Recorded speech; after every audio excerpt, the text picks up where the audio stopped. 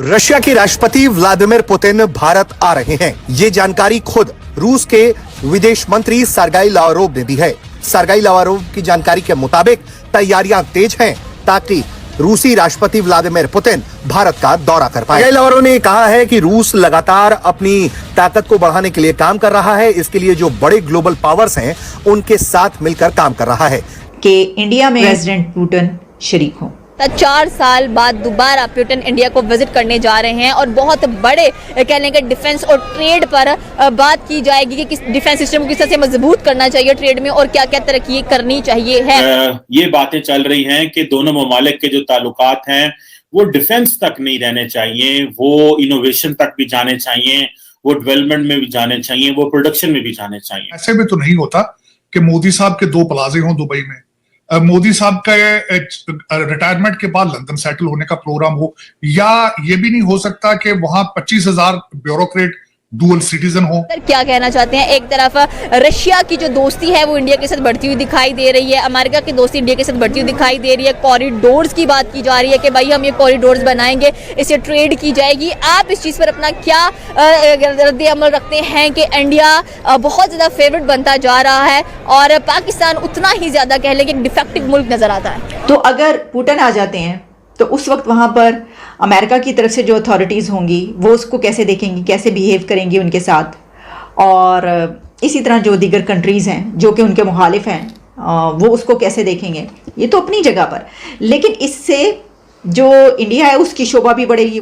और जो इस वक्त सबसे बड़ी एक समझे कि इंडिया को एडवांटेज होने वाला है वो ये है कि इसकी बहुत सारी जारी बातें, डिफेंस के कॉर्पोरेशन भी हैं, फॉरेन पॉलिसी की चीजें भी हैं। उन्होंने कहा है कि हम भारत के साथ प्रिविलेज स्ट्रेटेजिक पार्टनरशिप को बेहद ही आनंद पूर्वक लेते हैं। लावरोव ने यह भी कहा कि भारत के साथ हम अपने संबंध को मजबूत करने के लिए हर जरूरी कदम उठा रहे हैं।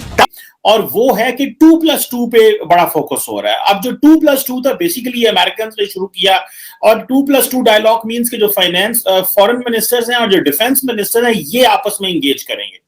अच्छा, जब 2+2 डायलॉग होगा तो उसमें, और अभी इट इज एक्सपेक्टेड ये होना है, तो ये एक बड़ी बारगेन है, एक चिप होगी, जारी बात है दोनों ममालिक की एक दूसरे के ऊपर। और इंडियंस नहीं चाहते कि रशिया जो है that should be completely in Chinese fold.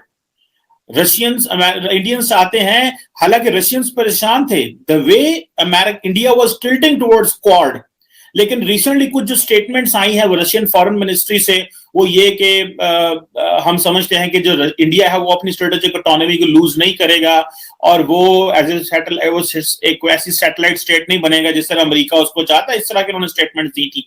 So it seem के या तो ट्रम्प पुतिन के आने की वजह से वो इस तरह की स्टेटमेंट्स दे रहे थे, या वो समझ रहे हैं कि वाकई जो क्वाड के अंदर, क्वाड्रिलेटरल सिक्योरिटी डायलॉग के अंदर जो मिलिट्री कंपोनेंट ऐड नहीं हुआ उसकी वजह से भी इंडिया को अप्रिशिएट में भी किया जा रहा है, क्योंकि अमेरिकन को they had to go for AUKUS Australia US UK का जो अलायंस बना और उसमें मिलिट्री कंपोनेंट भी है। हम लोग बात करने जा रहे हैं व्लादिमीर पुतिन की, जिन्होंने 6 दिसंबर 2021 यानी कि तब इंडिया को विजिट किया था। 4 साल बाद दोबारा पुतिन इंडिया को विजिट करने जा रहे हैं और बहुत बड़े कह लेंगे डिफेंस और ट्रेड पर बात की जाएगी कि किस डिफेंस सिस्टम को किस तरह से मजबूत करना चाहिए ट्रेड में और क्या क्या तरक्की करनी चाहिए है।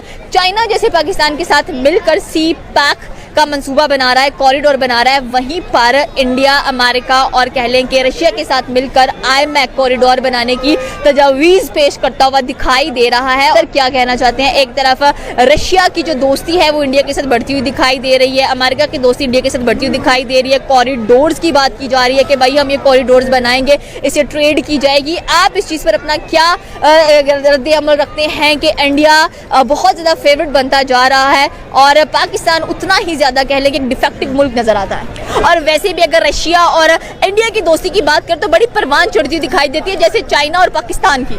बिल्कुल वही चीज है। अब उनको आइडिया हो गया था कि भाई हमें किस चीज़ से फ़ायदा है, किस चीज़ से नुकसान है। वो फ़ायदा लेने के लिए उन लोगों ने जो भी उनकी ट्रेडिंग थी, जो भी उनके प्रोजेक्ट्स हैं, उन लोगों ने बैठ के डिसाइड किया कि हम इस चीज़ से इकॉनमी में आगे जा सकते हैं, इस चीज़ में हमारी दोनों अक़वाम को फ़ायदा हो सकता है, इस चीज़ से हमारी जो कौमी खजाने उनमें फ़ायदा हो सकता है। तो उन लोगों ने कहा कि जिस तरह चाइना पाकिस्तान कॉरिडोर बना रहा है, वो तो शायद पता नहीं, अभी आइडिया नहीं है कि बनना भी नहीं बनना, क्योंकि जो हालात बन चुके हैं वो सारी दुनिया को पता है। और इस चीज़ का कहीं ना कहीं इल्ज़ाम भी जिस चीज़ पे लगाया जाता है वो भी हर बंदे को आइडिया है, वो यहाँ पे बताना वो भी जरूरी नहीं, क्योंकि हर बंदा समझ रखता है, शऊर रखता है। अब रशिया के साथ अगर ये 2+2 करते हैं तो इसको जाहिर बात है रशिया का एक एडवांटेज ये होगा कि वो जो फॉरेन पॉलिसी इश्यूज के ऊपर, डिफेंस के ऊपर जो मामलात हैं, उसमें एक इनहेंस्ड कोऑपरेशन हो जाएगा। अब फिर वो ये नहीं रहेगा कि जी डिफेंस वाले अलहदा सोच रहे हैं, फॉरेन पॉलिसी अलहदा सोच रहे हैं। ये बेसिकली सिंक्रोनाइजेशन चाहते हैं। ये जो इंट्रोपरेबिलिटी की बात होती है कि जिस तरह आर्म फोर्सेस के अंदर किस तरह एक दूसरे को के अंदर कनेक्शन डेवलप किया जाए, किस तरह एक दूसरे के साथ मिलके काम किया जाए, ये इसी तरह डिफेंस एंड फॉरेन पॉलिसी को मिला के काम करने की एक चीज है, जिसको इंडिया ऑलरेडी बाकी ममालिक के साथ भी कर रहा है, लेकिन इंडिया जो है वो रशिया के साथ भी इस चीज को इंट्रोड्यूस करा रहा है कि हाँ भाई हम ये चीज करेंगे। और ये बातें चल रही हैं कि दोनों ममालिक के जो ताल्लुकात हैं वो डिफेंस तक नहीं रहने चाहिए, वो इनोवेशन तक भी जाने चाहिए, वो डेवलपमेंट में भी जाने चाहिए, वो प्रोडक्शन में भी जाने चाहिए। और जो इस वक्त सबसे बड़ी एक समझे कि इंडिया को एडवांटेज होने वाला है वो ये है कि इसकी बहुत सारी जारी बात है, डिफेंस के कॉपरेशन भी है, फॉरेन पॉलिसी की चीजें भी हैं। मैं पहले शुरू करता हूँ एक एक करके। डिफेंस की पहले बात करते हैं।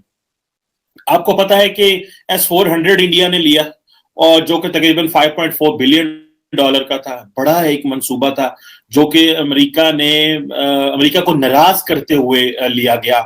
और ये अब जारी बात है सरफेस टू एयर मिसाइल है जो कि इंडियन एयरफोर्स को मिला है, जो कि इंडिया की जिसने बहुत manifold capability and capacity enhance कर दी है। दूसरा ये है कि जो 7 लाख AK-203 जो राइफल हैं वो इंडिया को मिल रही है। ये एक AK-47 की एडवांस वर्जन है, और ये कहा जाता है कि 600 बुलेट्स 1 मिनट के अंदर ये फायर करती है, 600 बुलेट। और दूसरा ये कि ये जो डिफेंस प्रोडक्शन है ये भी इंडिया में वो कर रहे हैं, ये भी प्लान है।